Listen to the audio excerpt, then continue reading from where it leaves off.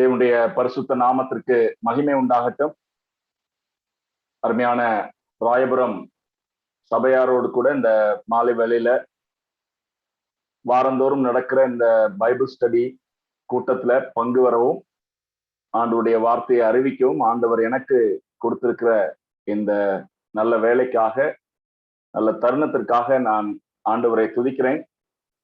அதே போல இப்படிப்பட்ட ஒரு வாய்ப்பை ஏற்படுத்தி கொடுத்த அருமையான ராயபுரம் சபையாருக்கு, குறிப்பாக சபையினுடைய பொறுப்பாளர்கள், ஓவர்சைட், அவங்களுக்கு என்னுடைய நன்றிகளையும் வாழ்த்துக்களையும் நான் தெரிவித்துக் கொள்கிறேன். போன வருடம் இதே போல ஒரு தொடர் பைபிள் ஸ்டடிய நடத்தும்படி தேவன் எனக்கு ஒரு வாய்ப்பு கொடுத்திருந்தார். ராயபுரம் சபையாரோடு கூட சேர்ந்து தாவீதினுடைய வாழ்க்கையிலிருந்து நம்ம அந்த தொடர்ல அநேக ஆவிக்குரிய காரியங்களை கற்றுக்கொள்ள தேவன் உதவி செய்தார். ஆனா இந்த நிலைமை, இந்த தொற்று நோயினுடைய பீகரம் அது குறைந்து போயிருக்கும். நாம் ஒருமித்து நேரடியாக ஸ்தலம் சபைகளில ஒன்று சேர்ந்து தேவனை மகிமைப்படுத்துவதற்கான வாய்ப்புகள் கிடைக்கும் அப்படிலாம் நம்ம யோசிச்சோம். ஒருவேளை அப்படிப்பட்ட ஒரு அறிகுறிகள் எல்லாம் தோன்றினது. ஆனாலும் கூட பிரியமானவர்களை, இப்ப நம்ம பார்க்கும்போது மீண்டும் கடந்த வருடத்துல நம்ம கடந்து போனது போன்ற, அதை விட இன்னும் அதிக வேதனை தரக்கூடிய ஒரு சூழ்நிலையில தான் நம்ம இருக்கிறோம். நான் இன்றைய சூழ்நிலைய விளக்க வேண்டிய அவசியமே கிடையாது. ஏன்னா ஒவ்வொரு நாளும் வாட்ஸ்அப்லயும் நியூஸ் சேனல்ஸ்ல எல்லாம் நம்ம பார்க்கக்கூடிய செய்திகள் பயமுறுத்தக்கூடியதாக, நம்முடைய மனதை உடைக்கக்கூடியதாக, வேதனைப்படுத்தக்கூடியதாக நிறைய விஷயங்கள் இருக்கு. அநேகர் தேவனுடைய சமூகத்துல எடுத்துக்கொள்ளப்பட்டாங்க. அவங்க பாக்கியவான்கள், சந்தேகமே இல்லை. வேதத்தினுடைய அடிப்படையில அவங்க பாக்கியவான்கள். அதே வேளையில அவர்களை விட்டு தவித்து இந்த உலகத்துல இருக்கக்கூடியவர்கள், அவங்களுக்கு ஒரு வேதனையான ஒரு அனுபவம். ஏன்னா அந்த வெற்றிடம் அப்படிங்கிறது அது எளிதாக அந்த வெற்றிடத்தை யாராலையும் மாற்ற முடியாது. பிரியமானவர்களே, இந்த ஒரு சூழ்நிலையில இன்னைக்கும் நம்முடைய எதிர்காலம், குறிப்பாக அடுத்த ஒரு சில மாதங்கள் எப்படி இது நிலைமை போகும், அதாவது வேலை பார்க்கிறவங்களா இருந்தாலும் சரி, பள்ளிக்கூடங்கள்ல கல்லூரிகள்ல படிக்கிறவங்களாக இருந்தாலும் சரி, நிறைய கேள்விக்குறிகள் இல்லையா? நிறைய கேள்விக்குறிகள். ஊழியக்காரரா இருக்கக்கூடிய எங்களுக்காக இருந்தாலும் சரி, தேவனுடைய பிள்ளைகள் எல்லாருக்கும் பாத்தீங்கன்னா நிறைய கேள்விக்குறிகள்.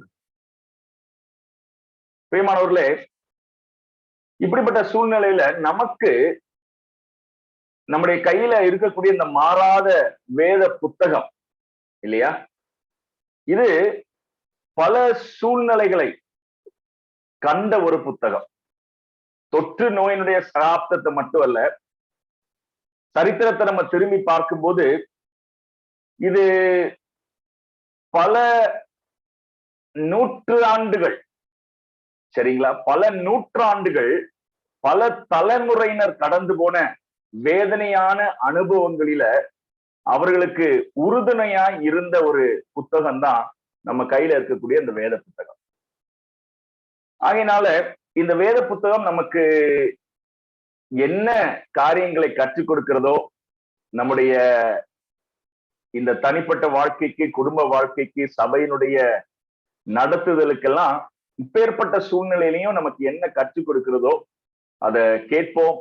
நிச்சயமாக தேவன் நம்மோடு கூட இடைப்படுவார். நான் முதல்ல என்னுடைய ஸ்கிரீனை ஜஸ்ட் உங்களுக்கு ஷேர் பண்ண ஆரம்பிச்சிடுறேன். ரைட். ஒருவேளை இந்த ஸ்கிரீனை உங்களால பார்க்க முடியுது அப்படின்னு சொல்லி நான் நம்புறேன். பிரியமானவர்களே, இந்த காலகட்டத்துல, குறிப்பாக இந்த பேண்டமிக் காலகட்டத்துல நம்முடைய மனதை உடைக்கக்கூடிய அநேக படங்களை செய்தித்தாள்கள்ல நம்ம பார்த்திருக்கிறோம். சரிங்களா? அநேக படங்கள். இன்னொரு விதத்துல சொல்ல போனா மனதை அப்படியே உழுக்கக்கூடிய அநேக படங்களை, யதார்த்தங்களை நம்ம பார்த்திருக்கோம். இது ஒரு சில மாதங்களுக்கு முன்பதாக வந்த ஒரு படம் செய்தித்தாள்கள்ல. வேர்ல்டு நியூஸ்ல கூட இது ஒரு ஃப்ரண்ட் பேஜ்ல நின்ன ஒரு படம். என்னன்னா, பிரேசில் நாட்டுல ஆஸ்பத்திரியில இருக்கக்கூடிய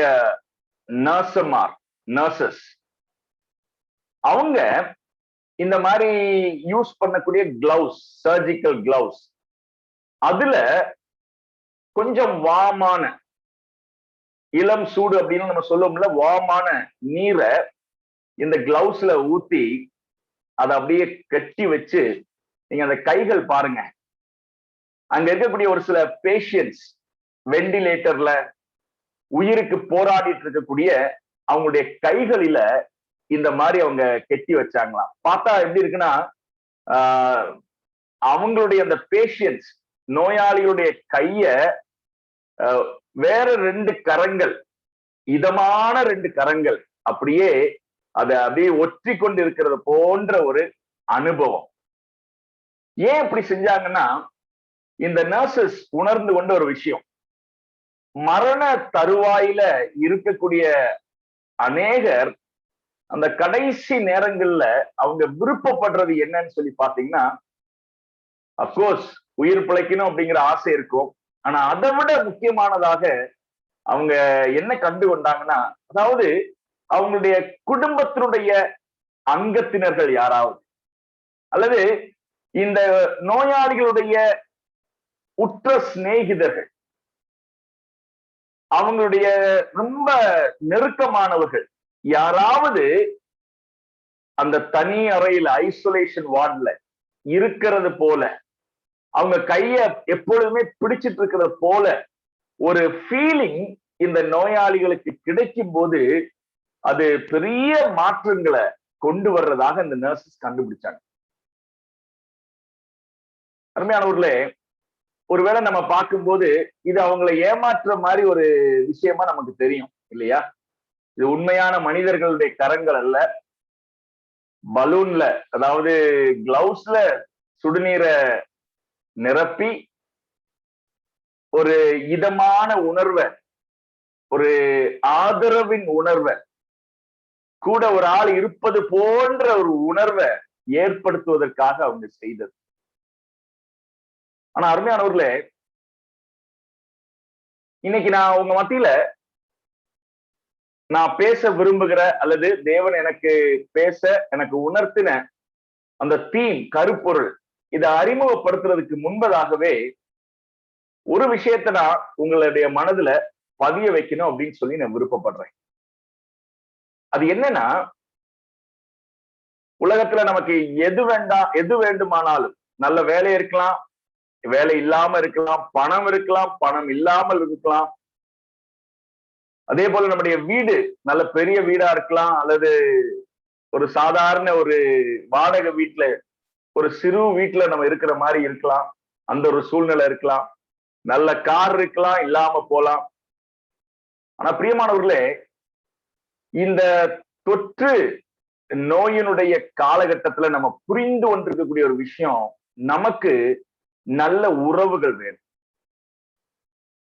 ஒரு மனுஷனுக்கு எது இருந்தாலும் இல்லாவிட்டாலும் உறவுகள் வேணும் என்பது இந்த காலம் நமக்கு கற்றுக் கொடுத்த ஒரு பாடம்.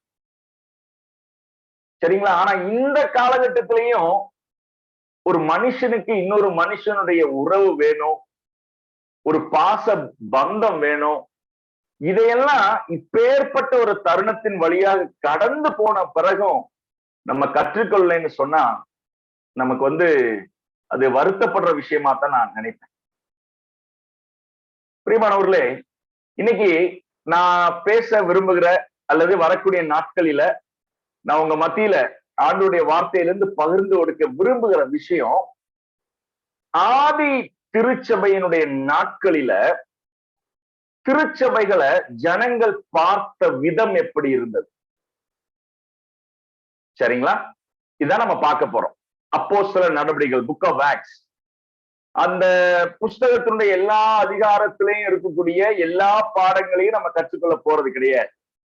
அதற்கு பதிலாக இந்த ஆதி திருச்சபை என்று சொல்லும் போது எருசலேம்ல இருந்த சபையை குறித்து மட்டுமல்ல, அந்த ஆதி நாட்களில அப்போஸ்தலருடைய நாட்களில இருந்த ஸ்தலம் சபைகளில காணப்பட்ட நம்ம யோசிக்க வைக்கக்கூடிய ஈர்க்கக்கூடிய ஒரு சில விஷயங்களை தான் உங்க முன்னாடி கொண்டு வந்து நான் வைக்க விரும்புகிறேன். இந்த காலகட்டத்திற்கு இதை குறித்து நம்ம அறிந்து வைத்திருப்பது நல்லது. நான் என்ன தலைப்பு கொடுக்க விரும்புகிறேன்னா, இந்த சீரீஸ் ஆஃப் ஸ்டடீஸ்க்கு the family of redeemed people. திருச்சபை, நம்முடைய ஸ்தலம் சபை அப்படின்னு சொன்னா நம்ம எப்படி பார்க்கணும்? இது ஒரு குடும்பம், தேவனுடைய பிள்ளைகள் சார்ந்திருக்கக்கூடிய ஒரு ஃபேமிலி யூனிட். இயேசு கிறிஸ்துவனுடைய இரத்தத்தால மீட்கப்பட்ட ஒரு குறிப்பிட்ட ஜனத்தினுடைய குடும்பம் இது. பிரியமானவர்களே, ஒரு நல்ல ஒரு தமிழ் பாடல், நான் நினைக்கிறேன் நம்ம எல்லாருமே இந்த தமிழ் பாடலை பாடுவது உண்டு நம்முடைய சபைகளில. என்னுடைய அதாவது நான் நினைக்கிறது சரியாக இருக்குமானால் இதை FMBB, French missionary prayer band, அதனுடைய ஆரம்ப அந்த ஃபவுண்டர்ஸ்ல ஒரு ஆளா இருந்த அருமையான டாக்டர் சாம் கமலேசன் அவங்க எழுதின பாட்டாக நினைக்கிறேன். இயேசுவின் குடும்பம் ஒன்று உண்டு, அன்பு நிறைந்திடும் இடம் உண்டு. அது அவர் பாடும்போது, அவருடைய அந்த கனத்த குரல்ல பாடும்போது ரொம்ப அருமையா இருக்கும் கேட்கறதுக்கு. இயேசுவின் குடும்பம் ஒன்று உண்டு, அன்பு நிறைந்திடும் இடம் உண்டு. அதுக்கப்புறம் அந்த பாடலுடைய வரிகளை நீங்க கவனிச்சு பாத்தீங்கன்னா, இந்த இயேசுவினுடைய குடும்பத்தினுடைய பிரத்யேகதைகள், விசேஷித்த தன்மைகளை அவர் ஒரு சிலர் அதுல விளக்குறார். அதுல ஒரு சில விஷயங்கள் இல்ல, ஒரு சில விஷயங்கள் இருக்கு. நான் ஜஸ்ட் அந்த பாட்டினுடைய வரிகளை மட்டும் நான் சொல்லிடுறேன். அன்பு நிறைந்திடும் இடம் உண்டு, உயர்வும் இல்லை அங்கு தாழ்வும் இல்லை, ஏழை இல்லை பணக்காரன் இல்லை, ராஜாதி ராஜா இயேசு என்றென்றும் ஆண்டிடுவார். சரிங்களா? அதுக்கப்புறம் பாவம் இல்லை அங்கு சாபம் இல்லை, வியாதி இல்லை கடும் பசியும் இல்லை. சரி, அதுக்கப்புறம் அவர் சொல்றாரு, இன்பம் உண்டு சமாதானம் உண்டு வெற்றி உண்டு துதி பாடல் உண்டு. பிரியமானவர்களே, இது அந்த அருமையான தேவனுடைய பக்தர் அவருடைய ஒரு எதிர்பார்ப்பாக, ஒருவேளை தேவனுடைய பிள்ளைகள் ஒன்று சேர்ந்து இருக்கக்கூடிய சபையானது எப்படிப்பட்ட ஒரு குடும்பமாக இருக்கணும் என்பதை அவர் ஒரு பாடலாக இயற்றியிருக்கார். இன்னைக்கு நான் ஆரம்பத்திலேயே உங்ககிட்ட ஒரு சில கேள்விகளை நான் கேட்க விரும்புகிறேன். உங்களுடைய ஸ்தலம் சபையை நீங்க எப்படி பாக்குறீங்க? நீங்க எனக்கு பதில் சொல்ல வேண்டாம், சரிங்களா? நீங்க பதில் சொல்ல வேண்டாம். உங்களுக்குள்ளாக நீங்க இந்த கேள்வியை கேட்டு பார்த்தா போதும். How to you look at your search? நீங்க சார்ந்து இருக்கக்கூடிய அந்த ஸ்தல சபையை குறித்து உங்களுக்கு இருக்கக்கூடிய கண்ணோட்டம் என்ன? பிரியமானவர்களே, இன்னைக்கு நான் சொல்றேனே, நம்மள நிறைய பேரு ஒருவேளை நிறைய சமூக விஷயங்களில ஈடுபட்டு இருக்க வாய்ப்பு இருக்கு, சரிங்களா? இப்ப நான் இருக்கக்கூடிய பகுதியில ஒரு அசோசியேஷன் இருக்கு, ஆத்ம வித்யா நகர் அசோசியேஷன் அப்படின்னு சொல்லுவாங்க. நாங்க சார்ந்து இருக்கக்கூடிய அந்த இடத்தினுடைய ஒரு அசோசியேஷன். எப்பெல்லாம் எங்களுடைய சுற்று வட்டாரத்துல ஏதாவது டெவலப்மெண்ட் நடக்கணும் அல்லது ஏதாவது குறைபாடுகள் இருக்கு அப்படின்னு சொன்னா, இந்த அசோசியேஷனை மெம்பர்ஸை கூப்பிட்டு வர வச்சு ஒரு சில விஷயங்களை பேசி தீர்மானம் எடுப்பாங்க, சரிங்களா? அப்ப அதுல நான் ஒரு அங்கத்தினராக இருக்கிறேன். ஏன்னா இந்த இடத்துல தங்கி இருக்கக்கூடிய ஒரு ஆளா நான் இருக்கிறதுனால. இதே போல ஒருவேளை நீங்க ஏதாவது ரோட்டரி கிளப்லயோ அல்லது ஒரு குறிப்பிட்ட ஒரு சோசியல் ஆக்டிவிட்டிலயோ நீங்க இருக்கிறதுக்கான வாய்ப்புகள் இருக்கு. இல்லாம இருந்தாலும் பரவாயில்ல, அது வேற விஷயம். ஆனா இந்த தேவனுடைய சபைய நீங்க எப்படி பாக்குறீங்க? சரிங்களா? உங்களுடைய உள்ளான அந்த கண் பார்வை நீங்க சார்ந்து இருக்கக்கூடிய அந்த ஒரு குழுவை குறித்து, ஜனக்கூட்டத்தை குறித்து எப்படி இருக்கு அப்படிங்கிறத நீங்க யோசிச்சு பாருங்க. பிரியமானவர்களே, அப்போஸ்தலர் நடவடிக்கைகள்ல நமக்கு தெரியும், இந்த சபையானது, சபை என்று சொல்லி இப்ப நான் சொல்றது உலகளாவிய சபை. எருசலேம்ல தான் அது ஆரம்பமானது. அங்க எருசலேம்ல ஆரம்பமானதுனால எருசலேம்ல ஒரு ஸ்தல சபை உண்டு. ஆனா அந்த எருசலேம்ல ஆரம்பித்த சபையானது நம்ம பார்க்கும்போது அப்படியே அது தேவ ஜனங்கள் பல இடங்களில அங்கங்க போய் தேவனுடைய வார்த்தையை அறிவித்து அங்கங்க ஸ்தல சபைகள் உருவான போது உலகளாவிய சபையாக அது மாறுகிறது. சரி, இப்ப இந்த சபையை குறித்து நான் சொல்லும்போது இந்த சபையினுடைய ஆரம்பம் நாம் அறிந்திருக்கிறது போல அப்போஸ்தலர் நடவடிக்கைகள் 2வது அதிகாரத்துல பார்க்கணும். சரிங்களா? பெந்தெகோஸ்தே நாள் என்று இயேசு கிறிஸ்துவானவர் சொன்னபடி சீஷர்கள் கூடியிருந்தாங்க. பரிசுத்த ஆவியானவர் அவர்கள் மத்தியில வந்தாரு. நிறைய அற்புதங்களும் அடையாளங்கள் எல்லாம் அந்த நாள்ல நடந்தது. அந்த வேத பகுதியினுடைய கடைசியில நம்ம என்ன வாசிக்கிறோம்னா 2வது அதிகாரம் 41வது வசனம். அவனுடைய வார்த்தையை சந்தோஷமாய் ஏற்றுக்கொண்டவர்கள் அப்போஸ்தலனாகிய பேதுரு எழும்பி நின்று யூதர்களுக்கு தேவனுடைய வார்த்தையை திட்டமாக தெளிவாக பழைய ஏற்பாட்டினுடைய சரித்திரங்களை எல்லாம் சேர்த்து வைத்து அருமையா விளக்குறாரு. பரிசுத்த ஆவியானவர் வல்லமையாக செயல்படுகிறாரு. நம்ம வாசிக்கிறோம், அவனுடைய வார்த்தையை சந்தோஷமா ஏற்றுக்கொண்டவர்கள் ஞான ஸ்நானம் பெற்றார்கள். அன்றைய தினம் ஏறக்குறைய 3000 பேர் சேர்த்து கொள்ளப்பட்டார்கள். இது சபையினுடைய ஆரம்பம், சரித்திர பின்னணிய அந்த பகுதியில நம்ம பார்க்க. இங்க பாருங்க, இங்கேயே நம்ம புரிந்து கொள்ள வேண்டிய விஷயம் என்னன்னா, இதுக்கு முன்னாடியும் ஒரு கூட்டம் இருந்தது. இயேசு கிறிஸ்துவை மேசியாவாக நம்பி இயேசு கிறிஸ்துவனுடைய சீஷர்களாக இருந்த ஒரு கூட்டம் இருந்தது. அது நம்ம சுவிசேஷங்கள்ல பார்க்கிறோம். சரிங்களா? ஆனா அதே சீஷர்களுடைய கூட்டம் அவர்கள் இப்போ ஒரு வித்தியாசமான ஒரு நிலைமைக்குள்ளாக, ஒரு வித்தியாசமான, அதாவது பிரித்து சொல்ற மாதிரி, இதுக்கு முன்னாடி அவங்க இருந்த விதம் வேற, இப்ப அவங்க இருக்கிற விதம் வேற என்பதை தெளிவாக காட்டக்கூடிய விதத்துல இங்கே ஒரு மாற்றம் நடக்கிறது பெந்தெகோஸ்தே நாள். சரி, நான் ஆரம்பத்துல ஒரு விஷயம் சொல்லணும். இங்க பாருங்க, என்ன பெரிய மாற்றம் இந்த சீஷர்களுக்கு. இந்த அப்போஸ்தலர் 2வது அதிகாரத்திற்கு அவங்க அதுக்கு முன்னாடி இருந்த நிலைமைக்கும் அப்போஸ்தலர் 2வது அதிகாரத்திற்கு பிறகு அவங்க இருந்த நிலைமைக்கும் இடையில பெரிய மாற்றம் என்ன? அடிப்படை வித்தியாசத்துல பெரிய மாற்றங்கள்லாம் வரல. இயேசு கிறிஸ்து தான் மேசியா. பெந்தெகோஸ்தே நாளுக்கு பிறகும் இயேசு கிறிஸ்துவானவர் தான் மேசியா. சரிங்களா? அதே போல அவங்களுடைய நம்பிக்கை, பரலோக ராஜ்யத்தினுடைய நம்பிக்கைகள், இதுல எல்லாம் பெரிய மாற்றங்கள் எல்லாம் நடக்கல. ஆனா ஒரு பெரிய மாற்றம் அவங்களுடைய வாழ்க்கையில நடந்தது.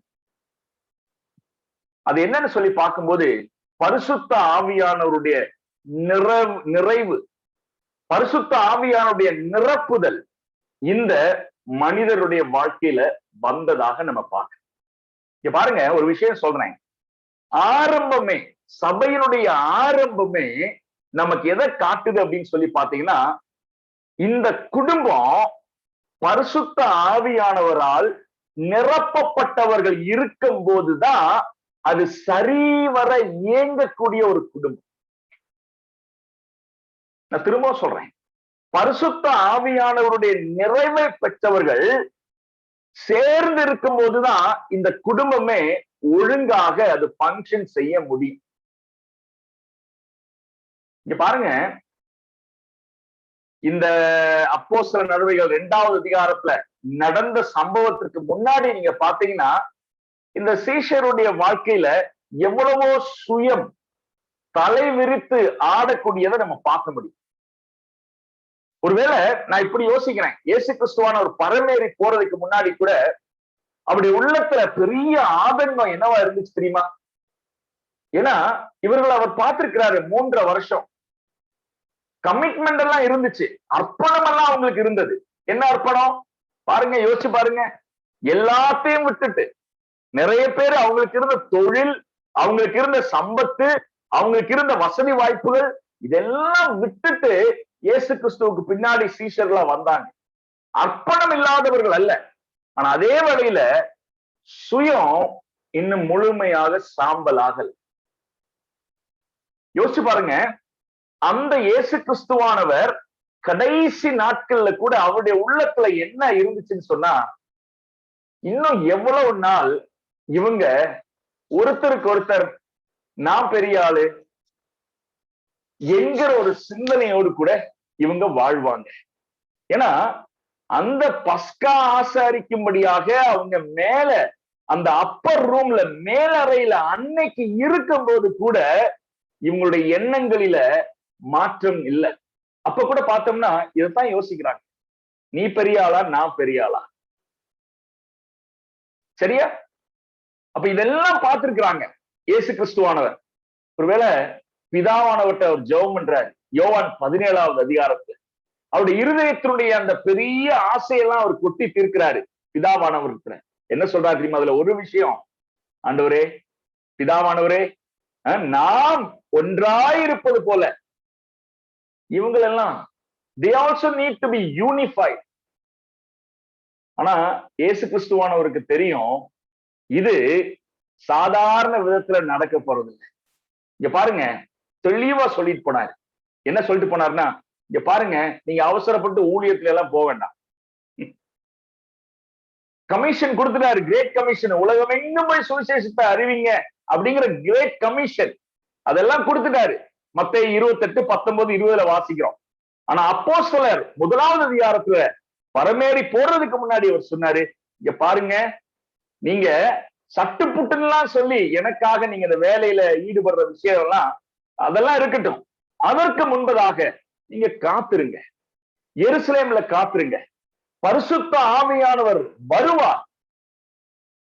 அப்ப நீங்க பலன் பெற்று you will receive a special power with which you will witness. அதுக்கப்புறம் எனக்கு சாட்சிகளா நீங்க இருங்க. பிரியமானவர்களே, 2வது அதிகாரத்துக்கு பிறகு, அப்போஸ்தலர் 2வது அதிகாரத்துக்கு பிறகு இந்த சீஷருடைய வாழ்க்கையில பெரிய மாற்றம். அந்த மாற்றத்தினுடைய முக்கியமான விஷயமே இதுதான். பரிசுத்த ஆவியானவர் அவருடைய வாழ்க்கையை நிரப்ப ஆரம்பிச்சார்.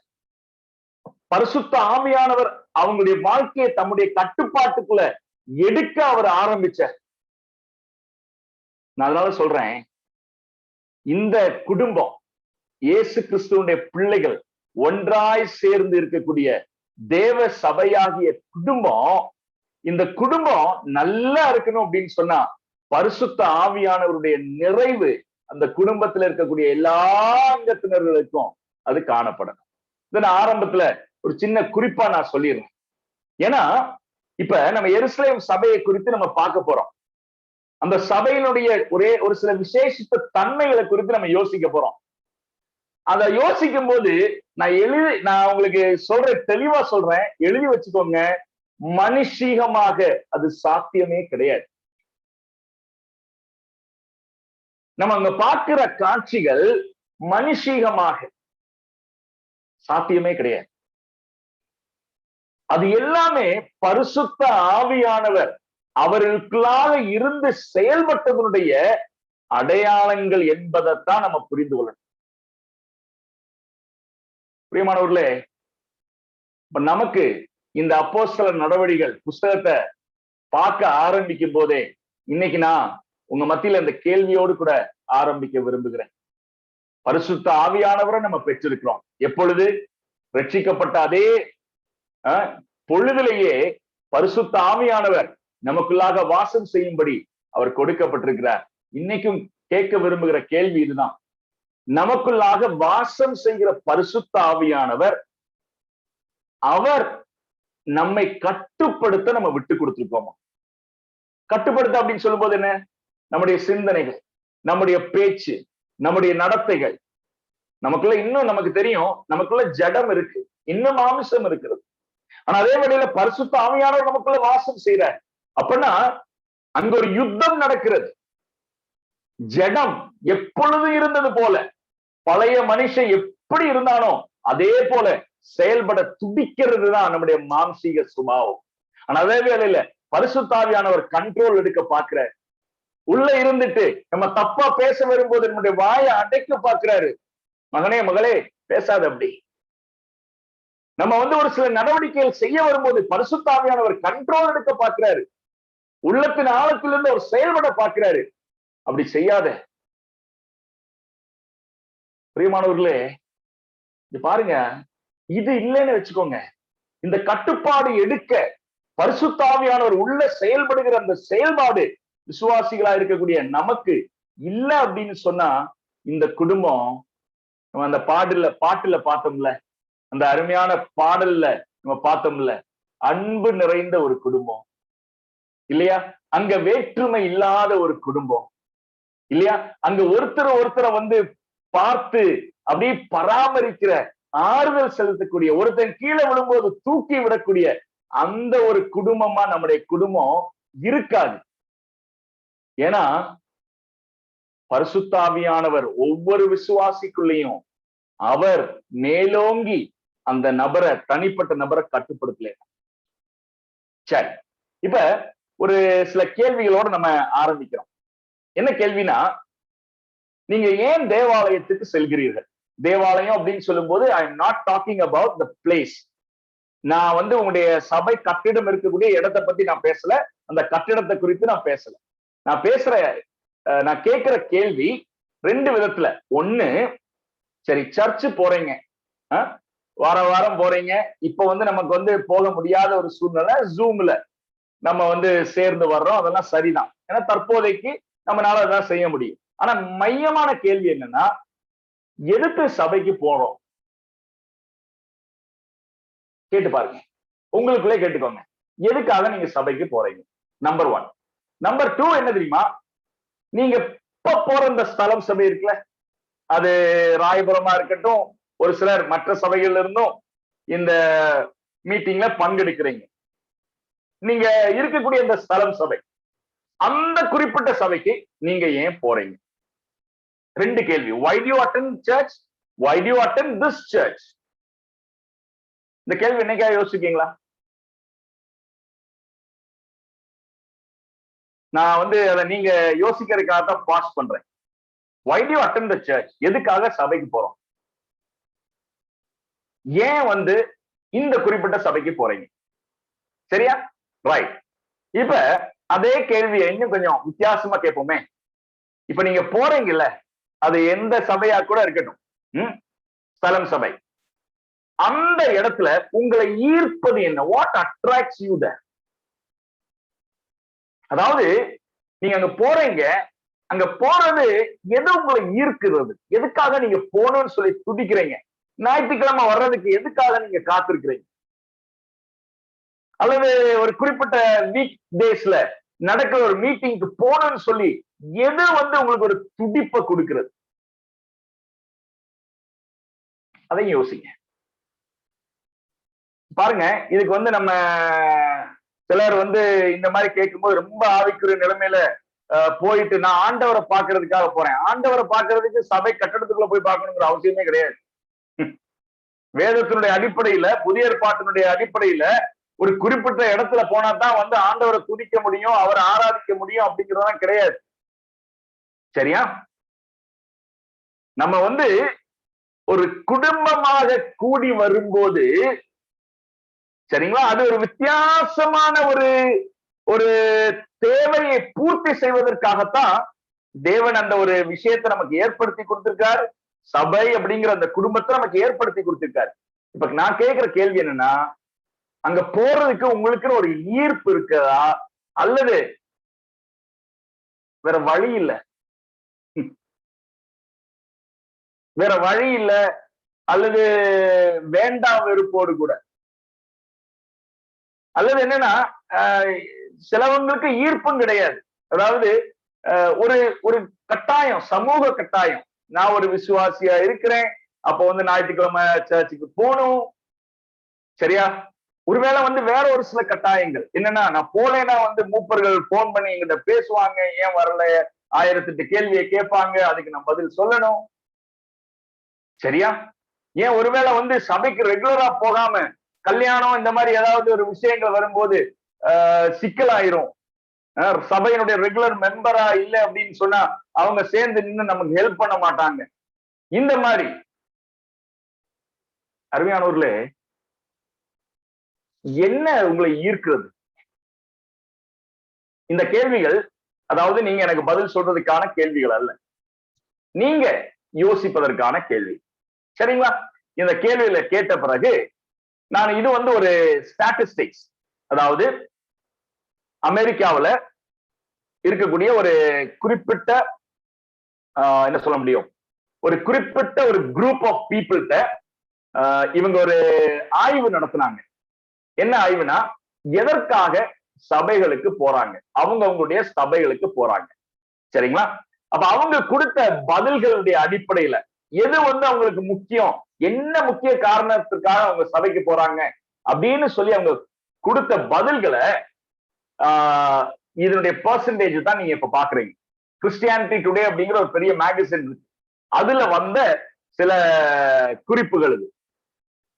அதுல ஒரு 76% சொன்னாங்களா, நாங்க தேவனோடு வந்து நெருங்குவதற்காக சபைக்கு போறோம். 62% ஆட்களுக்கு அவங்களுடைய முக்கியமான காரணம், சபைக்கு போறதுக்கான முக்கியமான காரணம் நல்ல மனுஷன் ஆகணும், அதுக்காக போறாங்களாம். சரிங்களா? அதாவது ஒரு 57% பேருக்கு முக்கியமான காரணம் சபை போறதுக்கு என்ன அப்படின்னு சொன்னா, அதாவது துக்கத்தின் நேரத்துல, கஷ்டத்தின் நேரத்துல எல்லாம் வந்து ஆறுதல் கிடைக்கிறதுக்காக அவங்க சபைக்கு போறாங்களாம். 51% பேரு சபை போறதுக்கான முக்கியமான காரணங்களா சொன்னது, அங்க பிரசங்கிக்கப்படுகிற பிரசங்கங்கள் அது எனக்கு ரொம்ப பிரயோஜனமா இருக்கு, ஆகையினால நான் சபைக்கு, இந்த குறிப்பிட்ட சபைக்கு போறேன். சரிங்களா? அதுக்கப்புறம் 30% பேருக்கு முக்கியமான காரணமே என்ன தெரியுமா, ரிலீஜியஸ் ஆப்ளிகேஷன். எப்ப நான் கிறிஸ்தவனா இருக்கிறேன், ஞாயிற்றுக்கிழமை ஏதாவது ஒரு சபைக்கு போகணும். சரிங்களா? அந்த ஒரு சடங்குக்காக சபைக்கு போறவங்க, அந்த மாதிரி ஆட்கள் உண்டு. அதுக்கப்புறம் பாத்தீங்கன்னா, இவங்களுக்காக போறது இல்ல, பிரதானமா சபைக்கு போறது பிள்ளைகளுக்காக, அதாவது பிள்ளைகள் நல்லவங்களா சமுதாயத்துல வரணும், ஒழுக்கம் உள்ள பிள்ளைகளா வரணும், அதற்காக பிள்ளைகளுக்காக நாங்க வந்து அதுக்குதான் முதன்மை கொடுக்கிறோம் அப்படின்னு நினைக்கிறவங்க ஒரு 65%. அதாவது அவங்க சபைக்கு போறதுக்கு பிரதானமான முக்கிய காரணங்களாக சொல்ற விஷயங்கள்.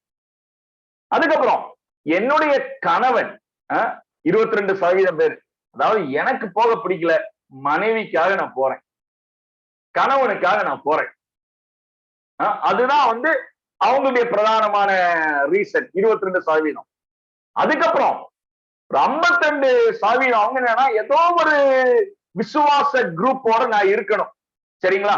அது என்னது, எஃப்எம்பிபியா இருந்தா அங்க, அல்லது வேற ஒரு குரூப்பா இருந்தா அங்க, இப்ப சபை அதனால அங்க, அந்த மாதிரி யோசிக்கிற குரூப். பின்ன ஒரு சிலர் 19% பேருக்கு சபை போறதுக்கான முக்கியமான காரணம், அங்க போனா எல்லார்ட்டையும் நல்லா பேசலாம். சோ அவங்க வந்து சபைக்கு போறதுக்கு முக்கியமான காரணமே சோசியலைஸ் பண்றதுக்கு, நாட்டு விவரம், ஊர் விவரம், இதெல்லாம் வந்து கேட்கறதுக்கு.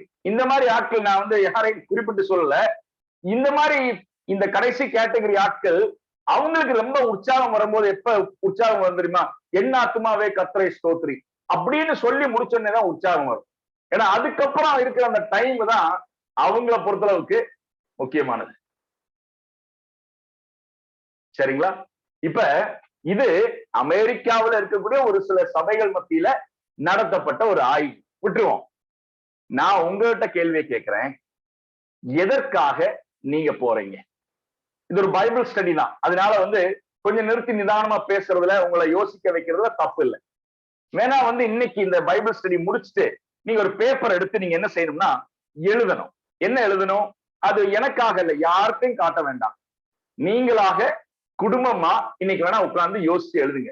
எதற்காக நாம் சபைக்கு போகிறோம், எதற்காக இந்த குறிப்பிட்ட சபைக்கு போகிறோம், எங்களுக்கு எது ஈர்ப்பாக அந்த இடத்துக்கு போகணும்னு சொல்லி, இந்த ஒரு குழுவோட நான் இருக்கணும்னு சொல்லி உள்ள இருந்து உங்களை அப்படி தூண்டக்கூடிய விஷயம் என்ன? யோசிச்சு பாருங்க. பிரியமானவர்களே, அதை யோசிச்சு பாருங்க. ரைட். இப்ப நம்ம இந்த தொடர் வேத வகுப்புகளுடைய ஆரம்ப நாளாக இருக்கிறதுனால இந்த எருசலேம் சபையை குறித்து நம்ம வரக்கூடிய ஒரு சில வாரங்கள் நம்ம சிந்திக்க இருக்கிறோம். அதுல நல்லா கவனிச்சுக்கோங்க. யாராவது ஒருத்தர், இப்ப உங்களில் யாராவது ஒருத்தர் அன்மியூட் பண்ணிட்டு ராயபுரம் அசம்பிளியில இருக்கக்கூடிய யாராவது ஒருத்தர் இந்த வேத பகுதியில வாசிக்கணும். நான் முதல்ல இந்த வேத பகுதியுடைய பின்னணியை சொல்லிடுறேன். நீங்க அப்போஸ்தலர் நடவடிக்கைகள் 2வது அதிகாரத்துல சபையினுடைய ஆரம்பத்தை குறித்து நம்ம பார்க்கிறோம். அடுத்து 8வது அதிகாரத்தினுடைய தொடக்கம் வரைக்கும் பாத்தீங்கன்னா எருசலேம்ல இருக்கக்கூடிய சபையை குறித்து மட்டும்தான் நம்ம பார்க்கிறோம். ஏன்னா ஜியோகிராபிக்கலி ஸ்பீக்கிங் எருசலேமை விட்டு இன்னும் சபை வெளியே போகல. சரிங்களா? அப்ப இந்த 2வது அதிகாரத்திலிருந்து 8வது அதிகாரம் வரைக்கும் இருக்கக்கூடிய பகுதிகளில் நம்ம பார்க்கும்போது 3 இடங்களில இந்த எருசலேம் சபை எப்படி இருந்தது, சரிங்களா, என்பதை குறித்ததான சம்மரினா உங்களுக்கு விளங்கும். அதாவது நிறைய விஷயங்கள் நம்ம சொல்லுவோம். இப்போ ஒரு ஸ்கேன் எடுத்து பாத்தீங்கன்னா ஸ்கேன்ல ஏகப்பட்ட விஷயங்களை சொல்லியிருப்பாங்க. இது சரியில்லை, இது சரியில்லை, இந்த பகுதி சரியில்லை. கடைசியில இம்ப்ரெஷன் சம்மரின்னு போட்டு ஒரு சில விஷயங்களை எடுத்து சொல்லுவாங்க. சரிங்களா? அதே போல இந்த 2வது அதிகாரத்திலிருந்து 8வது அதிகாரம் வரைக்கும் நிறைய விஷயங்கள் நமக்கு சொல்லப்பட்டிருந்தாலும் சபையினுடைய இந்த எருசலேம் சபை எப்படி இருந்தது, ஒரு சினாப்சிஸ் கொடுங்க, சுருக்கமா எனக்கு எப்படி இருந்துச்சுன்னு ஒரு ஐடியா கொடுங்க அப்படின்னு கேட்டோம்னா அப்படி சொல்ற மாதிரி 3 பகுதிகள் இருக்கு. சரிங்களா? இந்த 3 பகுதிகளை முதல்ல நம்ம வாசிச்சோம். ரைட்டுங்களா? யாராவது ஒருத்தவங்க எனக்கு ஹெல்ப் பண்ண முடியுமா? ராயபுரம் அசம்பிளியில இருக்கக்கூடியவங்க ஸ்கிரீன்ல இருக்கு, பார்த்து கூட நீங்க வாசிக்கலாம். இது அப்போஸ்தலர் 2வது அதிகாரம் 42ல இருந்து 47. முதல்ல அதை வாசிப்போம். அவர்கள் அப்போஸ்தலருடைய உபதேசத்திலும் அந்யோன்யத்திலும் அப்பம் பிட்குதலிலும் ஜெபம் பண்ணுதலிலும் உறுதியாய் தரித்திருந்தார்கள். எல்லாருக்கும் பயம் உண்டாயிற்று. அப்போஸ்தலர்களாலே அநேக அற்புதங்களும் அடையாளங்களும் செய்யப்பட்டது. விசுவாசிகள் எல்லாரும் ஒருமித்திருந்து சகலத்தையும் பொதுவாய் வைத்து அனுபவித்தார்கள். காணியாட்சிகளையும் ஆஸ்திகளையும் விற்று ஒவ்வொருவனுக்கும் தேவையானதற்கு தக்கதாக அவைகளில் எல்லாருக்கும் பகிர்ந்து கொடுத்தார்கள். அவர்கள் ஒருமனப்பட்டவர்களாய் தேவாலயத்திலே அனுதினமும் தரித்திருந்து வீடுகள் தோறும் அப்பம் பிட்டு மகிழ்ச்சியோடும் கபடமில்லாத இருதயத்தோடும் போஜனம் பண்ணி தேவனை துதித்து ஜனங்கள் எல்லாரிடத்திலும் தயவு பெற்றிருந்தார்கள். Thank you brother. 2வது சம்மரி நம்ம எங்க பார்க்கிறோம்னா 4வது அதிகாரம், அப்போஸ்தலர் நடவடிக்கைகள் 4வது அதிகாரம் 32ல இருந்து 35 வரைக்கும் வாசிங்க பிரதர். விசுவாசிகளாகிய திரளான கூட்டத்தார் ஒரே இருதயமும் ஒரே மனமும் உள்ளவர்களாய் இருந்தார்கள். ஒருவனாகிலும் தனக்குள்ளவைகளில் ஒன்றையும் தன்னுடையதென்று சொல்லவில்லை. சகலமும் அவர்களுக்கு பொதுவாயிருந்தது. கர்த்தராகிய இயேசுவின் உயிர்த்தெழுதலை குறித்து அப்போஸ்தலர்கள் மிகுந்த பலமாய் சாட்சி கொடுத்தார்கள். அவர்கள் எல்லார் மேலும் பூரண கிருபை உண்டாயிருந்தது. நிலங்களையும் வீடுகளையும் உடையவர்கள் அவைகளை விற்று விற்கப்பட்டவைகளின் கிரயத்தை கொண்டு வந்து அப்போஸ்தலருடைய பாதத்திலே வைத்தார்கள். அவனவனுக்கு தேவையானதற்கு தக்கதாய் பகிர்ந்து கொடுக்கப்பட்டது. அவர்களில் ஒருவனுக்கும் ஒன்றும் குறைவா இருந்ததில்லை. 3வது வேத பகுதிக்கு நம்ம போறோம். இது 5வது அதிகாரம் 12வது வசனத்திலிருந்து 16வது வசனம் வரைக்கும். அப்போஸ்தலருடைய கைகளினாலே அநேக அடையாளங்களும் அற்புதங்களும் ஜனங்களுக்குள்ளே செய்யப்பட்டது. எல்லாரும் ஒருமனப்பட்டு சாலமோனுடைய மண்டபத்திலே இருந்தார்கள். மற்றவர்களில் ஒருவரும் அவர்களுடனே சேர துணியவில்லை. ஆகிலும் ஜனங்கள் அவர்களை மேன்மைப்படுத்தினார்கள். திரளான புருஷர்களும் ஸ்திரீகளும் விசுவாசம் உள்ளவர்களாகி கர்த்தரிடமாக அதிகமாய் சேர்க்கப்பட்டார்கள். பிணியாளிகளை படுக்கைகளின் மேலும் கட்டில்களின் மேலும் கிடத்தி பேதுரு நடந்து போகையில் அவனுடைய நிழலாகிலும் அவர்களில் சிலர் மேல் படும்படிக்கு அவர்களை வெளியே வீதிகளில் கொண்டு வந்து வைத்தார்கள். சுற்று பட்டணங்களிலும் இருந்து திரளான ஜனங்கள் பிணியாளிகளையும் அசுத்த ஆவிகளால் வாதிக்கப்பட்டவர்களையும் எருசலேமுக்கு கொண்டு வந்தார்கள். அவர்கள் எல்லாரும் குணமாக்கப்பட்டார்கள். ரொம்ப நன்றி பிரதர். பிரியமானவர்களே, அப்போஸ்தலர் நடவடிக்கைகள்ல நம்ம வாசிக்க ஆரம்பிச்ச உடனே முதல்ல காணப்படக்கூடிய ஸ்தலம் சபையாகிய எருசலேம் சபையை குறித்து சொல்லப்பட்டிருக்கக்கூடிய 3 முக்கியமான சம்மரைசிங் பாயிண்ட்ஸ் தான் இப்ப நம்ம வாசிக்க கேட்டோம். ஒருவேளை நீங்க எவ்வளவு பேர் அதை கவனிச்சு கேட்டீங்க அப்படின்னு சொல்லி எனக்கு தெரியாது. ஒருவேளை நீங்க இன்னைக்கு சமயம் கிடைக்குமானால், இன்னைக்கு அல்லது இந்த வாரத்துக்குள்ள சமயம் கிடைக்குமானால், இந்த 3 பகுதிகளை நீங்க எழுதி வச்சு ஒரு தடவை வாசிச்சு பாருங்க. அப்போஸ்தலர் 2:42 47, அப்போஸ்தலர் 4:32 35, அப்போஸ்தலர் 5:12 16. சரிங்களா? இதுதான் எருசலேம் சபையை குறித்து நமக்கு கிடைக்கக்கூடிய ஒரு சம்மரி. சரி, இப்ப நானு உங்ககிட்ட ஒரு விஷயத்த நான் கேட்க போறேன். நீங்க என்ன செய்யணும், இதையும் யோசிங்க. பிரியமானவர்களே, நம்ம சும்மா தேவனுடைய வசனத்தை கேட்டுட்டே இருக்கிறது இல்ல. இப்போ ஒரு ஜூம் மீட்டிங் முடிஞ்சு, அடுத்த ஒரு ஜூம் மீட்டிங், அதுக்கப்புறம் நாளைக்கு இன்னொரு மீட்டிங், இப்படியே கேட்கறதுல சில சமயங்கள்ல பிரயோஜனமே இல்லை. நம்ம கேட்கிற விஷயத்த கொஞ்சம் நம்ம டைம் எடுத்து அதை அனலைஸ் பண்ணி நம்முடைய சூழ்நிலைகளோட நம்ம ஒப்பிட்டு பார்க்கணும். இப்ப இந்த 7 மணிக்கு இந்த ஸ்டடி, 8 மணிக்கு இந்த ஸ்டடி முடிஞ்சதுக்கு அப்புறம் இதை மறந்துட்டீங்க, அடுத்த வாரம் நீங்க வந்தீங்கன்னா பிரயோஜனம் கிடையாது. நான் இப்ப உங்ககிட்ட ஒரே ஒரு சின்ன கேள்வியை நான் கேட்க போறேன். இதை நீங்க செஞ்சு பாருங்க. உங்களுடைய ஸ்தலம் சபையை குறித்து ஒரு சம்மரி எழுத சொன்னாங்கன்னா, உங்களுடைய ஸ்தலம் சபை இன்னைக்கு நீங்க இருக்கக்கூடிய அந்த சபையை குறித்து ஒரு சம்மரி, ஒரு சின்ன ஒரு விளக்கம் கொடுங்க. சபை எப்படி இருக்குங்கிறத நாங்க தெரிஞ்சுக்க விரும்புகிறோம் அப்படின்னு ஒரு விளக்கம் கேட்டாங்கன்னா, உங்களுடைய சபையை குறித்து என்ன நீங்க சொல்ல முடியும்? சரிங்களா? அத நீங்க சமயம் எடுத்து பண்ணுங்க. ரைட். இப்ப நான் ஒரு சில அப்சர்வேஷன்ஸ், அதாவது கவனிக்க வேண்டிய சில விஷயங்கள், அதாவது முதல் பகுதி அப்போஸ்தலர் 2வது அதிகாரத்துல நம்ம வாசிக்க கேட்ட அந்த முதல் பகுதியில கவனிக்க வேண்டிய சில விஷயங்கள், குறிப்புகளை மட்டும் உங்களுக்கு எடுத்து சொல்றேன். சரிங்களா? அதன் அடிப்படையில நம்ம ஒன்றொன்றாக சிந்திக்க போறோம். ரைட். என்ன நம்ம வாசிக்கிறோம்னா, 2வது அதிகாரம் 42வது வசனம், அப்போஸ்தலர் 2:42. அங்க நம்ம என்ன வாசிக்கிறோம்? அவர்கள் அப்போஸ்தலருடைய உபதேசத்திலும் அந்யோன்யத்திலும் அப்பம் பிட்குதலிலும் ஜெபம் பண்ணுதலிலும் உறுதியாய் தரித்திருந்தார்கள். நீங்க அந்த ஒரு வேத வசனம், ஒரு சொற்றொடரை பார்க்க முடியும். பிரேஸ், உறுதியாய் தரித்திருந்தார்கள். இது தமிழ்ல நமக்கு இருக்கக்கூடிய மொழியாக்கம். ஆங்கிலத்துல நீங்க பாத்தீங்கன்னா they were devoted. எருசலேம் சபையை குறித்து சொல்கிறது, அங்க இருக்கக்கூடிய விசுவாசிகளை குறித்து சொல்லப்பட்டிருக்கிறது. Devoted, persevered. தரித்திருந்தார்கள் அப்படிங்கிறது என்னன்னா, persevered, continued, தொடர்ச்சியாக செய்த விஷயங்கள். பிரியமானவர்களே, இந்த வார்த்தைகள் நமக்கு எதை காட்டுதுன்னா, நல்லா கவனிச்சுக்கோங்க. அதாவது எதெல்லாம் சொல்லப்பட்டிருக்கோ, அதாவது இதுக்கு பிறகு பாத்தீங்கன்னா 4 விஷயங்கள் நமக்கு தெரியும் இல்லையா? அவங்க என்னென்ன செஞ்சாங்க. அப்போஸ்தல உபதேசம், அதே போல நம்ம பார்க்கிறோம் அந்யோன்யத்திலையும் அப்பம் பிட்குதலிலையும் அதே போல ஜெபங்களிலேயும் தரித்திருந்தார்கள் போட்டிருக்கல. அந்த 4 செயல்களை இந்த எருசலேம் சபையார் செய்தது அது எளிதாக அவங்களுக்கு இல்லை. அது செய்வது எளிதாக அவங்களுக்கு இல்ல. அந்த சூழ்நிலையில கஷ்டமான ஒரு விஷயமா தான் இருந்துச்சு. ஏன்னா அவங்க இருந்த சூழ்நிலை அப்படி, அவங்களை சுற்றிலும் இருந்த நிலைமை அப்படி. ஆனாலும் இதைத்தான் நம்ம புரிந்து கொள்ளணும். உறுதியாய் தரித்திருந்தார்கள், டிவோட்டட். அதாவது இதை நம்ம கட்டாயம் செய்வோம். என்னதான் கஷ்டம் வந்தாலும் செய்வோம்.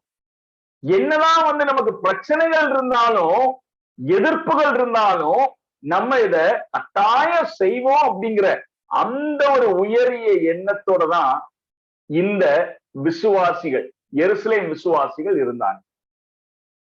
அப்ப ஒரு விஷயம் நமக்கு புலப்படணும். என்ன அப்படின்னு சொன்னா, இந்த மாதிரி அவங்க எல்லாம் செஞ்சாங்க, அது செஞ்சாங்க, அவங்களால செய்ய முடிஞ்சது அந்த நாட்களில, அப்படி நம்ம யோசிக்க கூடாது.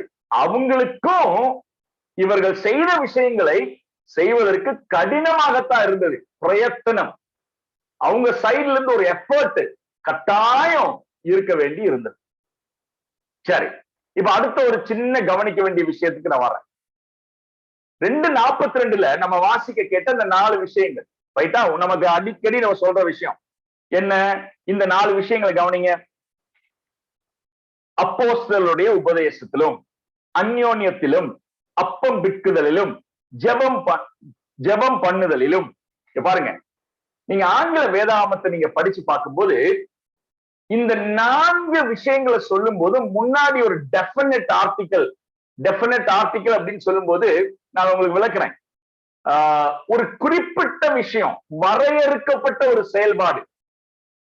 அதாவது இந்த 4 விஷயங்களும் இதை எழுதின லூக்கா எப்படி பார்த்தாருன்னா, எப்படி நம்ம பார்க்கணும்னு சொல்லி விரும்புறாருன்னா, இந்த 4 செயல்பாடுகளும் இது ஸ்பெசிபிக்கான காரியம். அதாவது லூக்கா இதை பத்தி எழுதும் போது ஜெபம் அப்படின்னு சொல்லும்போது, எக்ஸாம்பிள் சொல்றேன், 4வது விஷயமா சொல்லப்பட்டிருக்கிற விஷயம், ஜெபத்துல தரித்திருந்தாங்க.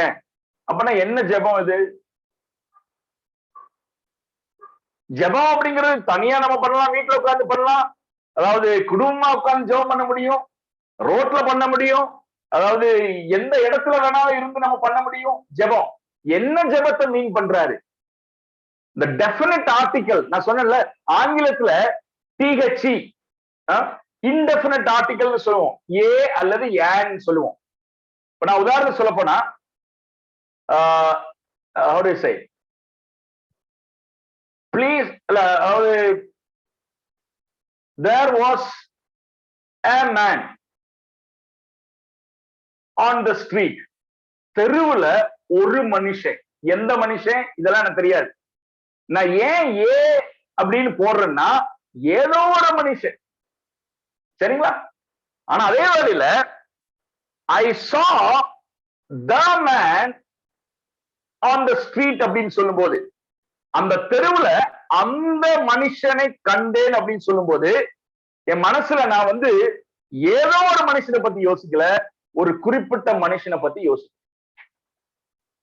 நான் எதுக்காக இதை சொல்ல வரேன்னா, இங்க பாருங்க, இந்த லூக்கா இந்த 4 விஷயத்தை எழுதுறாருல, அப்போஸ்தலர்களுடைய உபதேசம் அப்படிங்கறத சொல்லும் போது அவர் மனசுல, லூக்கா மனசுல ஒரு குறிப்பிட்ட விஷயத்தை அவர் யோசிக்கிறார். ஓகே, அப்போஸ்தலர்கள் உபதேசித்த இந்த உபதேசங்கள், ரைட். ஜெபம் அப்படின்னு சொல்லும் போது அதையும் என்னமோ ஒரு ஜெபம், ஏதோ ஒரு ஜெபம் இல்ல, ஒரு குறிப்பிட்ட விதத்துல நடந்த ஜெபத்தை பத்தி. இன்னொன்னு சொல்றேன், அந்யோன்யம், ஃபெலோஷிப். இந்த ஃபெலோஷிப்ங்கிற வார்த்தைக்கே நீங்க நமக்கு அர்த்தமே இல்லாம ஆயிடுச்சு. சும்மா ஒரு ஃபெலோஷிப், டீ கடைக்கு போனாலும் ஒரு ஃபெலோஷிப்ங்கிறோம். அது முடிஞ்சு சபையில சும்மா வந்து நம்ம உட்கார்ந்து அரட்டை அடிக்கிறதுக்கு அதுக்கும் வந்து ஃபெலோஷிப்ங்கிற பேரு. லூக்கா அப்படி யோசிச்சு இதை எழுதல. அவர் வந்து ஃபெலோஷிப் அப்படிங்கிற அந்யோன்யத்திலும் அந்த வார்த்தைகளுக்கு நம்ம வரப்போறோம். அப்படி சொல்லும் போது அவர் மனசுல ஒரு குறிப்பிட்ட ரகமான அந்யோன்யம். சரி, அதை உங்க மைண்ட்ல வச்சுக்கோங்க. இப்ப நம்ம பாக்குறதெல்லாம் எப்படின்னா, சில விஷயங்களை பின்னாடி வரக்கூடிய நாட்கள்ல சரியாய் புரிந்து கொள்ள அடித்தளம் நம்ம இடுறோம், சரிங்களா? அப்படி மட்டும் வச்சுக்கோங்க. அடுத்து நீங்க யோசிக்க வேண்டியது 2:42 நீங்க பாத்தீங்கன்னா தமிழ்ல வந்து நமக்கு அது அவர்கள் அப்படின்னு மட்டும்தான் போட்டிருக்கு. அவர்கள் 42 அவர்கள் அப்போஸ்தலருடைய உபதேசத்திலும். யார் அவர்கள்? யார் அவர்கள்? ஆட்டோமேட்டிக்கா நம்ம மைண்ட்ல வந்து என்ன சொல்றோம்? விசுவாசிகள், எருசலேம் சபையில இருந்த விசுவாசிகள். நான் என்ன உங்களுக்கு சுட்டி காட்ட விரும்புறேன் தெரியுமா?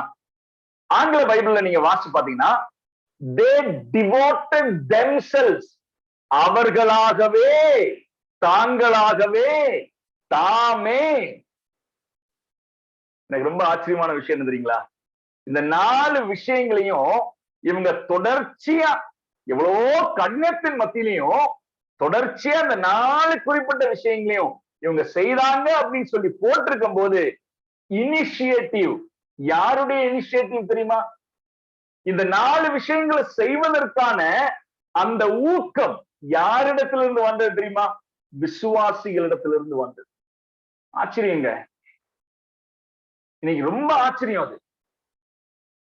ஏன்னா இங்க பாருங்க, அப்போஸ்தலர்கள் இவங்களை வற்புறுத்தி, எப்பா எங்க டீச்சிங்க கேட்க வாங்கப்பா, வாங்கப்பா, பைபிள் ஸ்டடிக்கு வாங்கப்பா, வராம இருக்காதீங்கப்பா, தயவு செய்து வாங்க, ஜெப கூட்டத்துக்கு வாங்க, வாங்க, வாங்க. பிரியமானவர்களே, இங்க நம்ம வாசிக்கிற ஒரு ஆச்சரியமான விஷயம், themselves, அவங்களுக்கு, இந்த புதிய விசுவாசிகளுக்கு எப்பங்க அவங்க ரட்சிக்கப்பட்டாங்க? எப்ப ரட்சிக்கப்பட்டாங்க? அப்போஸ்தலர் 2ல பாக்குறோம், அந்த ரட்சிக்கப்பட்ட புதிய விசுவாசிகள் அவங்களுக்கு ஆர்வம் அவங்க சைடுல இருந்து. இங்க பாருங்க, இது நம்ம 2 பேரும் யோசிக்க வேண்டிய விஷயம். 2 பேர்னா யாரு தெரியுமா? சபையை நடத்துகிறவர்களும் சபையில இருக்கக்கூடிய விசுவாசிகளும் யோசிக்க வேண்டிய விஷயம் என்ன தெரியுமா? ஆர்வமின்மைக்கு காரணம் என்ன?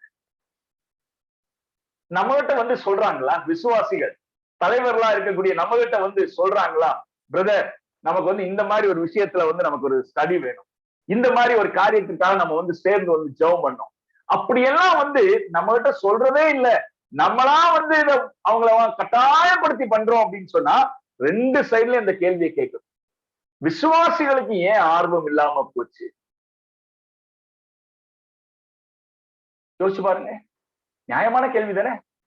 ஏன்னா இங்க என்ன வாசிக்கிறோம், அந்த ஜனக்கூட்டம் 3000 பேர் அன்னைக்கு வச்சுக்கு, அது ஏறத்தாழன்னு தான் போட்டிருக்கு, ஒருவேளை மேல இருக்கலாம், சரிங்களா? அப்ப அவங்க அதிகம் மாஞ்சியா அவங்க வந்து கேட்கிறாங்க. இந்த 4 விஷயங்களை செய்யறதுக்கு இனிஷியேட்டிவ் அவங்க சைடுல இருந்து வருது. சரி, 2:46 அதையும் உங்களுக்கு சுட்டி காட்டுறேன். அங்க ஒரு வார்த்தை நமக்கு போடப்பட்டிருக்கு. 2:46, அப்போஸ்தலர் 2:46. அவர்கள் ஒருமனப்பட்டவர்களாய் தேவாலயத்தில் அனுதினம் தரித்திருந்து. என்ன ஒரு கொடுமையான விஷயம் அப்படின்னு நம்ம யோசிப்போம். இவங்களுக்கு ஒரு வேலையே இல்லையோ? ஏன்னா பைபிள்ல அப்படித்தான் போட்டிருக்கு, அனுதினம் தேவாலயத்தில். சாலமோன், நமக்கு தெரியும், சாலமோனுடைய மண்டபம் அப்படின்னு சொல்லி அன்னைக்கு எருசலேம்ல இருந்த அந்த தேவாலயத்துல பெரிய போர்ட்டிகோ இருந்தது. ஏன்னா 3000 பேருக்கெல்லாம் வந்து கூடுறதுக்கு வேற எந்த இடமும் வந்து எருசலேம்ல கிடையாது. அந்த ஒரு குறிப்பிட்ட இடத்துலதான் இவங்க எல்லாரும் யூதர்களா இருந்ததுனால அந்த ஒரு போர்வேல உள்ள போய்கிட்டாங்க. அனுதினமும், அதுக்கப்புறம் அப்போஸ்தலர்கள்ல பாத்தீங்கன்னா அனுதினமும் அப்படிங்கிறது பின்ன அடிக்கடின்னு மாறுது, சரிங்களா? அதுக்கப்புறம் தான் வாரத்துக்கு ஒரு நாள்னு சொல்லி மாறுது. நான் திரும்ப சொல்றேன், அனுதினமும், அடிக்கடி, அதுக்கப்புறம் தான் என்னதுன்னா வாரத்துக்கு ஒரு நாள். அது வந்து பின்னாடி காலகட்டத்துல வருது, சரிங்களா? இப்ப எனக்கு என்ன கேள்வினா, எப்பா இந்த 3000 பேருக்கும் வேற வேலையே இல்லையா? அடிக்கடி வந்து கூடி அந்த அளவு வந்து அட்ராக்ஷனா? இங்க பாருங்க, நான் ஒரே ஒரு கேள்வி கேட்கிறேன் உங்ககிட்ட. யார்கிட்ட ரொம்ப நேரம் பேசணும்னு சொல்லி விரும்புவீங்க? யார அடிக்கடி பார்க்கணும்னு சொல்லி விரும்புவீங்க? யாரோட அனுதினம் வந்து சம்பாஷிக்கணும்னு சொல்லி விரும்புவீங்க? யாரோட இருக்கணும்னு சொல்லி விரும்புவீங்க? யோசிச்சு பாருங்க. சம்படினும் உங்களை ஈர்க்கக்கூடிய ஒரு நபர், ஈர்க்கக்கூடிய ஒரு குரூப், அதுலதான் நீங்க இருக்கணும்னு சொல்லி விரும்புவீங்க. இங்க பாருங்க, இந்த எருசலேம்ல இருந்த சபை மக்களுக்கு பெரிய ஈர்ப்பு அப்படிங்கிறது இந்த ஒரு குடும்பம். எப்படா வந்து அங்க போக முடியும்? எப்படா ஒருத்தரை பார்க்க முடியும்? எப்படா அந்த அப்போஸ்தலருடைய வாயிலிருந்து வரக்கூடிய அந்த வார்த்தைகளை நம்ம கேட்க முடியும்? எப்படா ஒண்ணு சேர்ந்து ஜெபம் பண்ண முடியும்? நான் ஆரம்பத்துல ஒரு கேள்வி கேட்டேன்ல, ஈர்ப்பு. ஈர்ப்பு. பிரியமானவர்களே, அப்ப நம்முடைய கேள்வி இதுதான். இந்த கேள்வியை நம்ம மெல்ல எடுக்க போறோம். we are going to take it very slowly. இன்றைய நாள்ல வந்து நான் இதனுடைய அடிப்படையான விஷயங்களை மட்டும்தான் உங்களுக்கு நான் செட் பண்றேன். What attracted believers to the search in Jerusalem? எருசலேமில் உள்ள திருச்சபைக்கு விசுவாசிகளை ஈர்த்தது எது? இதுதான் இன்னைக்கு நம்ம சிந்தித்த முக்கியமான விஷயம். ஈர்த்தது என்ன அப்படிங்கறத குறித்து வரக்கூடிய வாரங்களில ஒன்றன் பின் ஒன்றாக நம்ம படிக்க போறோம். ஒரே விஷயத்தை ஆரம்பத்துல நான் சொல்லிடுறேன். அருமையானவர்களே, இது படிக்க வேண்டிய, அறிந்து கொள்ள வேண்டிய அருமையான விஷயம். நம்முடைய சபையாகிய அந்த குடும்பம் எப்படி இருக்கணும் என்பதை நமக்கு வெளிப்படுத்தக்கூடிய ஒரு சில சித்திரங்கள் தான் இந்த எருசலேம் சபையினுடைய ஆரம்ப கால விஷயங்கள். பிரியமானவர்களே, அப்ப இன்னைக்கு நம்முடைய மனசுல இந்த ஒரு சில கேள்விகளுக்கு நம்மையே பரிசோதனை செய்து யோசிச்சு பார்ப்போம். சரிங்களா? நான் அந்த கேள்விகளை உங்களுக்கு நான் சொன்னேன். நான் ஆரம்பத்துல இந்த நான் சொன்ன பாடலையும் மனசுல வச்சுக்கோங்க. இயேசுவின் குடும்பம் ஒன்று உண்டு.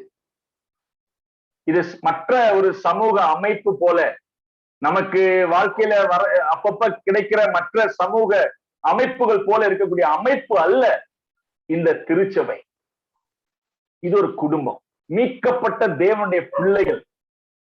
அவங்களை பொறுத்தளவுக்கு இது அவங்களுடைய என்ன சொல்றது, எருசலேம் சபையாரை பொறுத்தளவுக்கு, அந்த விசுவாசிகளை பொறுத்தளவுக்கு அதுதான் அவங்களுடைய உயிர். ஒன்று சேர்ந்து வந்து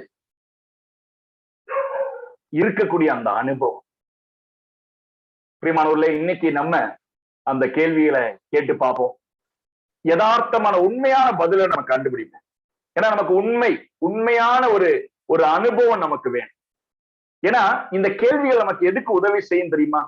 சும்மா கடமைக்காக நம்ம ஒரு இடத்துல போய் ஒரு குடும்பத்துல இருந்துட்டு அந்த குடும்பத்தினுடைய அங்கத்தினர்களுக்குள்ள இருக்க வேண்டிய அந்த அன்பும் சந்தோஷம், அந்த ஒரு ஈர்ப்பும் இல்லை அப்படின்னு சொன்னா, பிரியமானவர்களே, அது வேதனையான விஷயம். அது வேதனையான விஷயம். இயேசு கிறிஸ்துவானவர் பார்க்கும்போது அதை குறித்து வருத்தப்படுற விஷயம்.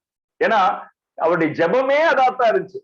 என் பிள்ளைகள்லாம் ஒன்னா இருக்கணும், என் பிள்ளைகள்லாம் ஒன்னா இருக்கணும் மட்டும் இல்ல, அவர்கள் அந்த அன்பையும் அந்த சந்தோஷத்தையும் அவங்களுக்குள்ள அவங்க பகிர்ந்து கொள்ளணும். So I want to ask you this question, leave this question with you. What attracts you to the local church? யோசிப்போம். தேவனுக்கு சித்தமானால் அடுத்த வாரத்துல நம்ம ஒன்று சேர்ந்து வரும்போது இந்த எருசலேம் சபையில காணப்பட்ட முக்கியமான ஒரு சில விஷயங்கள்,